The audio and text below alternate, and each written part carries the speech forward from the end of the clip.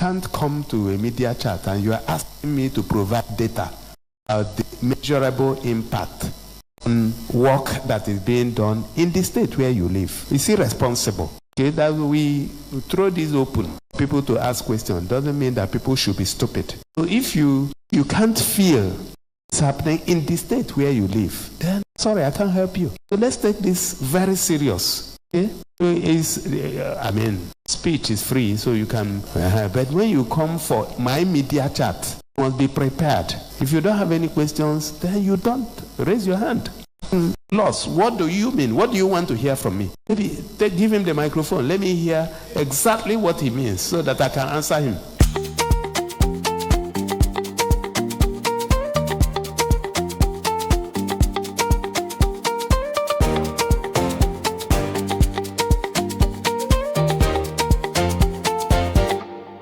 So, during Governor Alex Otti's media chat that happened on Friday, February 27, in Umuahia, a certain journalist of a particular concern by name, Chika Nwabueze, stood up. He acknowledged that yes, we can see the roads, we can see the streetlights, we can see the visible infrastructure. But then he asked the billion-dollar question. Let's have it. He said, paraphrase because the tension was high, "Your Excellency, critics are saying we need more transparency. Can you provide verifiable data showing how your policies have directly improved the economic and living conditions of ordinary Abians beyond just building roads?" Now, for those of us who are not economists, what the guy was asking is simple. Governor, we see the tar, but is there more money in our pockets? Are the people actually chopping better since you came? Governor Otti didn't even wait for the guy to sit down before the fire started. He looked at Chika and basically told him he hadn't said anything meaningful. He asked the journalist, "Do you live in Abia? Since you live in Umuahia, you should be the one providing the data." But Otti wasn't done. He said this was a serious media chat and not a place to massage the opposition. He then dropped the line that is currently trending on every WhatsApp group in the Southeast. That we throw this open for everybody to ask questions doesn't mean people should be stupid. It is irresponsible. You can't come to my media chat and ask me to provide data about the measurable impact of work being done in the state where you live. Ouch! The Iron Governor has spoken. He basically told the journalist that if he can't feel the impact, then something is wrong with his feeling sensors. This is the part that really made me scratch my head. The journalist, who must have a heart of stone, actually doubled down. He asked again, "But what is the impact on the ordinary people?" And Otti replied, "That's not my business. My business is to deliver on my promises."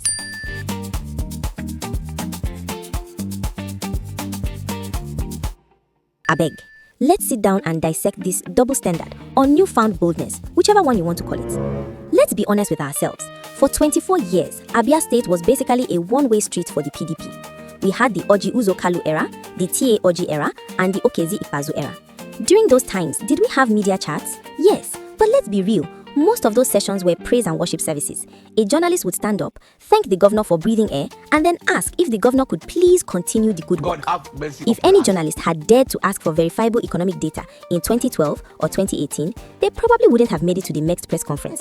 Back then, violence wasn't just verbal, it could be physical. So, many people are asking, is it because Alex Otti looks civilized and approachable that everybody is now forming investigative journalists?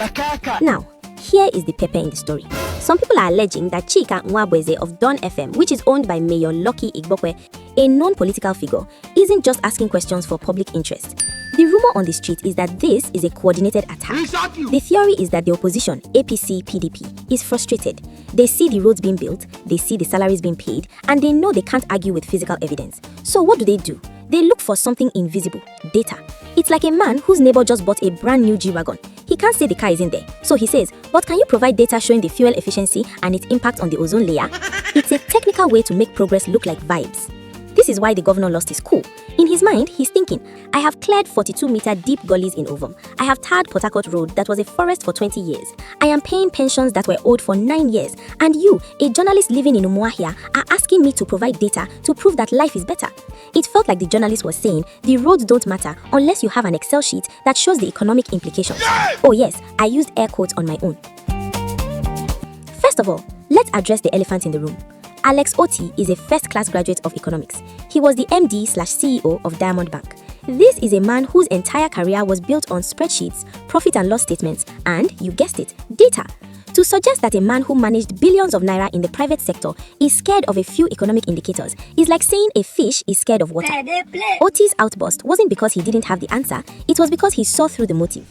When a journalist from a station owned by a political opponent stands up, the governor isn't just seeing a reporter, he's seeing the ghosts of the past 24 years trying to use grammar to cover up the physical transformation happening on the ground. It's like a man who just built a mansion and his enemy comes to ask, but can you provide a data analysis of the oxygen levels in the master bedroom? Omo, the man will definitely tell you to get out. In the olden days, and by the olden days I mean 2 years ago in Abia, journalists had to be investigators because the government was hiding everything. But today, the data is literally on the floor. You want data on the Omeniko Bridge in Abam? Go there. Count the number of farmers who can now move their tubers of yam without the bridge collapsing. That is your data. You want data on Port Harcourt Road? Ask the shop owners who haven't seen a customer in 10 years because of mud but are now cleaning their glass windows because the road is back. That is your data. You want data on Ovom Street? Ask the landlords whose house values just jumped from 2 million to 20 million. If a journalist is too lazy to enter Ikeke and head down to Ohanku Road or Obohia to conduct a simple survey, then that journalist is just a desktop reporter.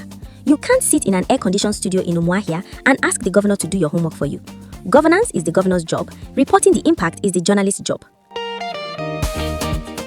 If the blind cannot see, at least he can hear what is going on in Abia. There is a sound that progress makes. It's the sound of caterpillars working at 2 a.m. It's the sound of bank alert hitting civil servants' phones on the 28th of every month without fail. It's the sound of the Inimba city waking up from a 24-year coma. When the journalist asked that question, it sounded like he was trying to mute that music. It was provocative, it was sarcastic, and it was designed to rubbish the work. Otti, being a human being before being a governor, gave a human response to a politically charged question. Let's call a spade a spade. The opposition in Abia is currently in intensive care. They can't complain about unpaid salaries anymore. They can't complain about Aba is a dumping ground anymore. They can't even complain about godfatherism because Otti has cut the umbilical cord. So their only weapon left is sophistry, using clever but false arguments to make the governor look bad. They want to paint him as arrogant or unaccountable because he doesn't have time for their scripted distractions. But the people of Abam, the people of Idim Abam, just to mention a few, and the people of every corner of Abia are the real data analysts. Their lives are the spreadsheets, and their smiles are the key performance indicators. At the end of the day, I believe Otti gave the right answer to a fool. While some might argue for diplomatic language, I am saying that in the face of deliberate sabotage and bad belly, a little bit of violence is necessary to set the record straight. Next time, if that journalist wants data, he should buy a notebook, hire a keke, and head down to Port Harcourt Road. By the time he finishes counting the number of new businesses opening there, he will have more data than the World Bank.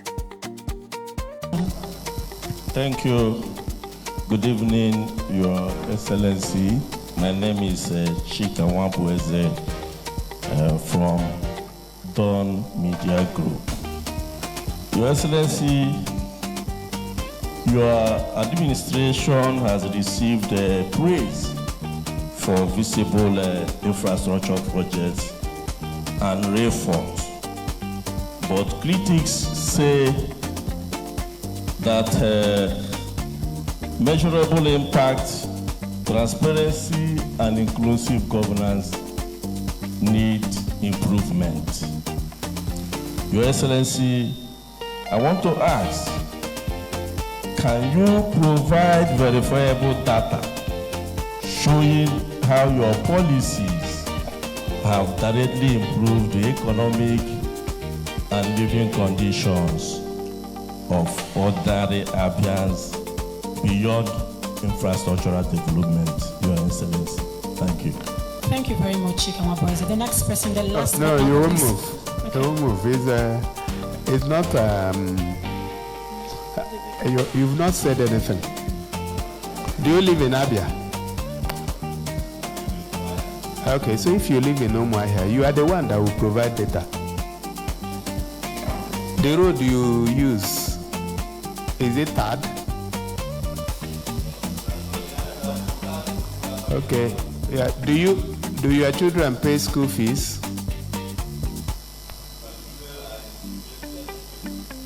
Okay, but you see children that don't pay school fees, right? So the point is that this media chat is a serious media chat. So we are not here to massage your position. You can't come to a media chat and you are asking me to provide data about the measurable impact on work that is being done in the state where you live. It's irresponsible. Okay, that we throw this open for people to ask questions doesn't mean that people should be stupid. So if you can't feel what is happening in the state where you live, then I'm sorry, I can't help you.